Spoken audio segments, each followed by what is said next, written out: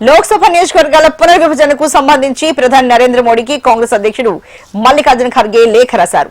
ప్రస్తుతం ఉన్న నియోజకవర్గాలను యథాతథంగా కొనసాగించాలన్నారు. అంతేకాదు డీలిమిటేషన్ తాము పూర్తిగా వ్యతిరేకిస్తున్నామన్నారు.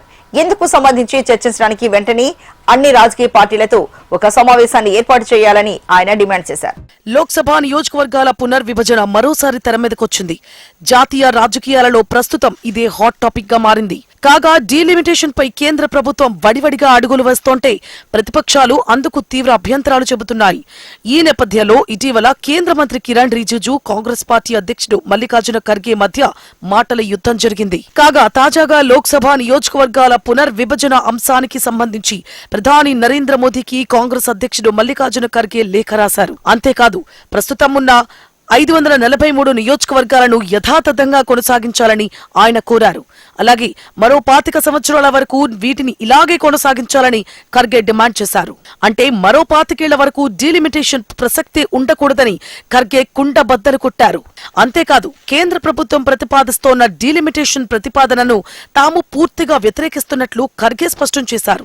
అలాగే డీలిమిటేషన్ పై కేంద్ర ప్రభుత్వం తొందరపడి ఎటువంటి నిర్ణయం తీసుకోరాదని ఆయన కోరారు.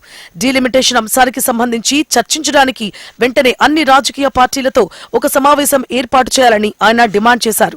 అలాగే 2029 లోక్సభ ఎన్నికలను ప్రస్తుతం ఉన్న 543 సీట్ల ఆధారంగానే నిర్వహించాలని ఆయన డిమాండ్ చేశారు.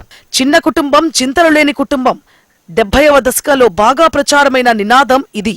కుటుంబ నియంత్రణను అప్పటి ప్రధాని ఇందిరాగాంధీ యుద్ధ ప్రాతిపదికన అమలు చేస్తోన్న రోజులవి. 1970 నాటికి భారతదేశ జనాభా పెరుగుదలలో దూసుకుపోతోంది. ఇబ్బడి ముబ్బడిగా పెరుగుతోన్న జనాభాతో దేశానికి తరుముకొస్తోన్న ప్రమాదాన్ని అప్పట్లోనే ఇందిరాగాంధీ గ్రహించారు. దీంతో పెరుగుతోన్న జనాభాకు అడ్డుకట్ట వేయాలని అప్పటి ఇందిరా సర్కార్ గట్టిగా నిర్ణయం తీసుకుంది. ఇందులో భాగంగా కుటుంబ నియంత్రణ ఆవశ్యకతను ఆమె తెర మీదకు తీసుకొచ్చారు. కాగా ఇందిరా పిలుపు మేరకు దక్షిణాది రాష్ట్రాలు కుటుంబ నియంత్రణను విజయవంతంగా అమలు చేశాయి. అయితే ఇప్పుడు సామాజిక పరిస్థితులు మారి ప్రధానంగా దక్షిణాది రాష్ట్రాల్లో కుటుంబ నియంత్రణకు భిన్నమైన వైఖరిని అవలంబించాల్సిన పరిస్థితులు వచ్చాయి. ఎందుకంటే 2026 నాటికి జనగణన ఆధారంగా లోక్సభ సీట్ల పునర్వ్యవస్థీకరణ చేయాలని కేంద్ర ప్రభుత్వం భావిస్తోంది. ప్రస్తుతం మన లోక్సభ నియోజకవర్గాలు మొత్తం 543. అయితే జనగణన తరువాత లోక్సభ నియోజకవర్గాల సంఖ్యను పెంచే అవకాశాలున్నాయి. ఇదే జరిగితే ఉత్తరాదిన లోక్సభ నియోజకవర్గాలు భారీ సంఖ్యలో పెరుగుతాయి. అంతేకాదు దక్షిణాదిన లోక్సభ సీట్లు చాలా తక్కువ సంఖ్యలో పెరుగుతాయి.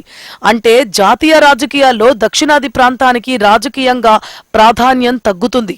దీంతో డీలిమిటేషన్ ప్రతిపాదనను ప్రతిపక్షాలు తీవ్రంగా వ్యతిరేకిస్తున్నాయి.